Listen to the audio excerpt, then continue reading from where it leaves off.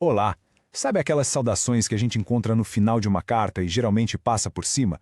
E se eu dissesse que ali, numa carta bem antiga, está escondida uma estratégia poderosíssima para unir pessoas?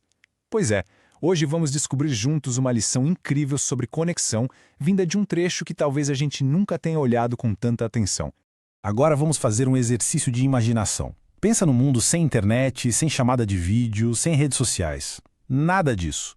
Como é que você fazia para manter pessoas espalhadas por um império gigantesco se sentindo parte do mesmo movimento? Esse era o baita desafio da igreja primitiva. Uma questão que dá o que pensar, né?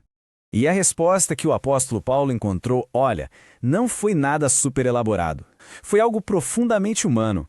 Ele usou a ferramenta mais simples de todas e talvez por isso mesmo a mais eficaz, as conexões entre as pessoas. Ele transformou simples saudações numa poderosa declaração de unidade.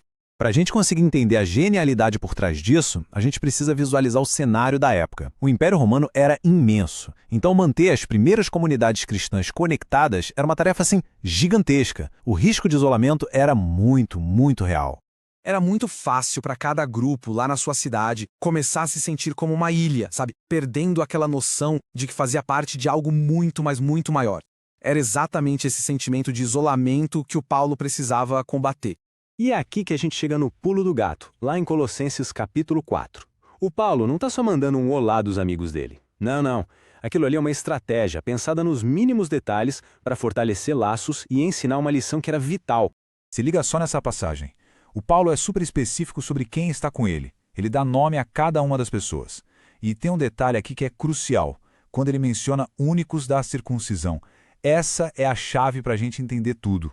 Agora, vamos analisar de perto a composição desse grupo, porque aqui está o ponto central. A gente vê judeus, como o Aristarco, o Marcos e o Justo. E, trabalhando lado a lado, com eles temos gentios, como o Epáfras, o Lucas e o Demas. E é fundamental notar a presença do Marcos. Anos antes, ele tinha abandonado o Paulo no meio de uma viagem missionária. Foi um momento bem difícil. Mas agora, ele não apenas retornou, como é descrito como um consolo. Poxa, que imagem poderosa de restauração, perdão e trabalho em equipe. Então, o ponto crucial é este. Essa equipe tão diversificada não foi um acidente. Era uma demonstração viva, na prática. Paulo estava mostrando aos colossenses que, em Cristo, as barreiras culturais e até os erros do passado se tornavam irrelevantes diante de um propósito muito maior, a unidade. Mas por que essa demonstração de unidade era tão vital para aquela comunidade em específico? Porque o Paulo não estava só enviando uma mensagem de encorajamento, não. Ele estava combatendo um problema sério que ameaçava dividir a igreja por dentro. A igreja de Colossos estava sendo influenciada por uns ensinos que misturavam legalismo judaico, aquela ideia de que era preciso seguir um monte de regras e rituais para ser aceito por Deus, com um certo tipo de misticismo.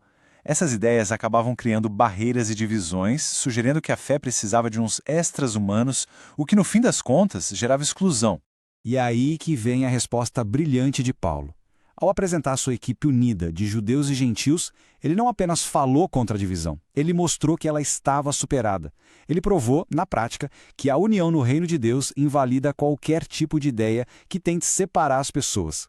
E é aqui que essa lição atravessa os séculos e chega direto para nós. As mesmas forças que ameaçavam a unidade daquela pequena igreja, em Colossos, continuam ativas hoje. Talvez com uma cara diferente, mas com o mesmíssimo poder de causar divisão. Seja quando a gente prioriza tradições humanas acima da fé, quando adota posturas de julgamento, quando exclui pessoas por suas origens, ou simplesmente quando a gente perde de vista o que é essencial. Essas ameaças não têm prazo de validade e exigem que a gente esteja sempre atento. E tudo isso nos leva a um momento de reflexão. A mensagem de Paulo não é só um registro histórico para a gente ler. É um chamado à ação para cada um de nós nas nossas próprias comunidades. A primeira pergunta é direta e pessoal. Não é sobre os outros, mas sobre o papel de cada um. Na nossa comunidade, o que ativamente pode ser feito para construir mais pontes em vez de muros? Onde a gente vive, onde a gente congrega.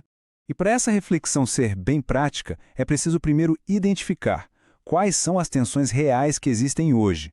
Reconhecer isso já é o primeiro passo. O segundo, e mais importante, é pensar em ações concretas para resolver a situação, se inspirando no exemplo poderoso do Paulo e da sua equipe. A grande lição de Colossos é que a unidade não é um ideal passivo, não é algo que acontece do nada. É uma construção diária, feita de conexões reais e intencionais. Fica o convite para a gente refletir sobre como podemos ser esses construtores de pontes no nosso tempo. Se esta mensagem foi útil, curta e compartilhe. Obrigado por acompanhar.